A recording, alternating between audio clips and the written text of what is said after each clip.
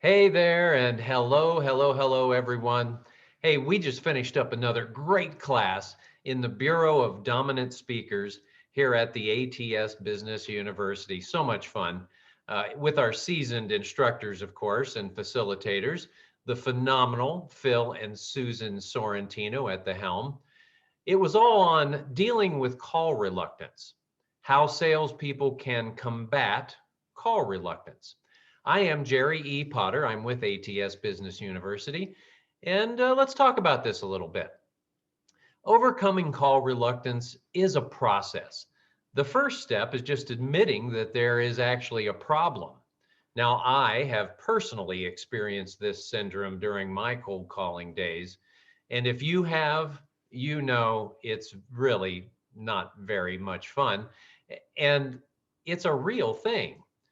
There is no vaccine. Now, you felt that disturbance in the pit of your stomach, that lump that develops in the back of your throat.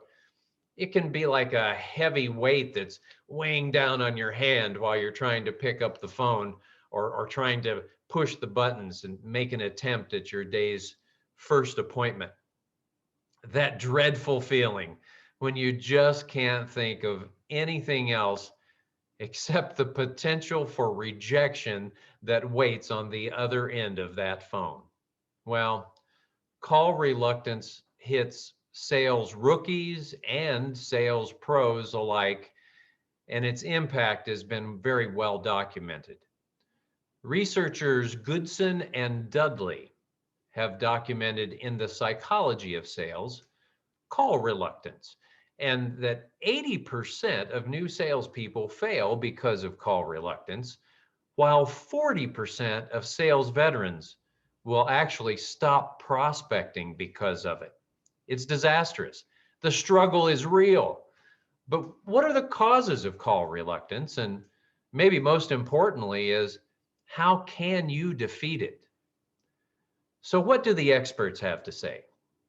Connie Kadansky is a coach who's worked with tons of salespeople in her career to overcome call reluctance. She's been at this more than 20 years. And then there's Todd Cohen. Todd wrote Everyone's in Sales, and he's been working in sales training for 25 plus years. They suggest some insights and some solutions. Number one, what are the causes of call reluctance? Does your culture shame salespeople? Well, Kadansky says she's observed that call reluctance stems from a corporate structure where a salesperson is perceived as being pushy, untrustworthy, descendants of snake oil peddlers or used car salesmen. She tells of a Las Vegas company that she consulted with where the message was, you get out there and sell, but don't you dare be a salesperson. So the sales force comes out of the gate with this sense of rejection and this sense creating within themselves a sense of shame. To compound the issue, the company was giving away a gag prize for best salesman of the week in the form of a toy rubber pink pig. That's right, the Pink Pig Award. Now, number two, you're unprepared. Cohen emphasizes that memorizing a cold call script isn't nearly the same thing as preparing to meet the potential customer where their needs are. He notes that a lot of sales organizations just simply don't have a proper support system in place for salespeople. You need the coaching from a peer or a mentor, he says. Number three, it's not in your makeup. Both Cohen and Kadansky do acknowledge that some people are simply just more introverted than others. For those folks, initiating contact with a stranger could be frightening or quite intimidating, to say the least. It's a personality predisposition, and it can be passed down through DNA, Kadansky says. The good news is, if this type of a person can actually succeed in overcoming call reluctance, then anyone can. Now let's talk about overcoming call reluctance. First off, bosses must respect the salesperson. With the Las Vegas company, Kadansky helped by convincing management to get rid of the Pink Pig Award and stop treating sales as though it were a filthy word. The people manning the phones were then able to greatly reduce their call reluctance, and they increased their productivity.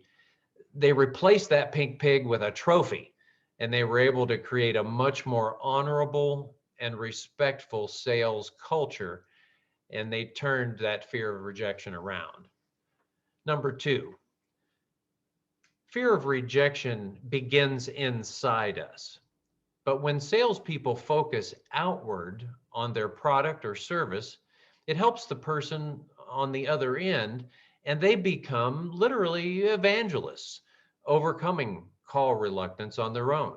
Kadansky talks about a coaching call where a seasoned salesperson was having some problems. He focused on the spiritual and emotional benefits, aiming at getting past the financial benefit of the product itself. Once convinced of the true value, and we understand that what the real service is that we provide, develop a responsibility then at that point to pick up that phone and make that call. Number three, preparing in advance. Have an organizational routine. One simple suggestion is just simply to get into a routine and stay prepared and organized. Using a good CRM software, keeping track of your activity, that can make a huge difference just starting there. If you are focused on the mechanics and making the next step or the next phone call, you simply don't give your mind the chance to think negatively and to think about the negative. This will keep you from falling into the reluctance thinking trap. Have everything ready, your list, your script of questions, your desk cleared of everything else. And this way, when you get started, you quickly create a momentum that can push you right through. A couple of small victories, and you're on your way. Number four, try to focus on what makes you happy. One potential solution here is to use essential oils. Yes, that's right. If call reluctance has a smell, it's not that of your favorite flower or a scent that brings back good, positive memories. So if you can fill your mind with positive or happy memories, you can literally push call reluctance away. One suggestion that Kadansky used was to use essential oils as a way of fooling the mind into moving past the anxiety juxtaposed to a position of power. Now, she relates that we had a golfer who, when he'd hesitate to make a call, he would smell the essential oil of cut grass. She says it made him happy. He picked up the phone, punched in that number, and made that call. And of course, that's the end goal. Lastly, don't invest everything in the outcome. Overcoming call reluctance is a process, not an event. Some salespeople think that if a call that doesn't net a sale, they think of that as a failure. But that's not exactly the sort of thinking that can make call reluctance better. It makes it worse. Take positives wherever you can. Cohen says if every call results in something where the process takes a step forward, even if it's just a baby step, that gives you confidence to make that next call. Makes sense to me.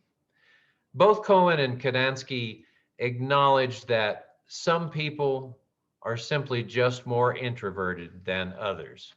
For those folks, initiating contact with a stranger can really be frightening or intimidating, so don't beat yourself up. It's a personality predisposition, and it can be passed down through DNA, Kadansky says. The good news is, if this type of a person can succeed in overcoming call reluctance, then anyone can.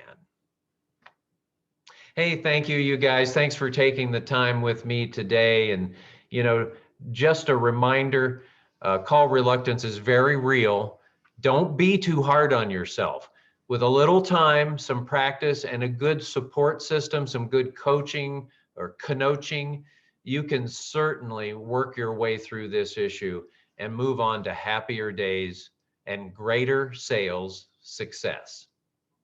Hey, thanks for joining me again for some more tips. Keep watching for more internet marketing tips in the future. And don't forget to like and leave a comment. Please hit the subscribe button and ring the bell. Ring that bell so we can let you know when we've got something new coming out. I appreciate you so much for supporting this channel. It means a lot to me. Let me know if there is a specific topic that you'd like to hear about, and we will do our darndest to provide it for you on one of our upcoming videos. Come dominate with us. This is Gerry signing off for now. In the words of Antonio T. Smith Jr., our founder, you can plant better. You can dominate. See you next time. Thank you, everybody. Goodbye. Have a great day.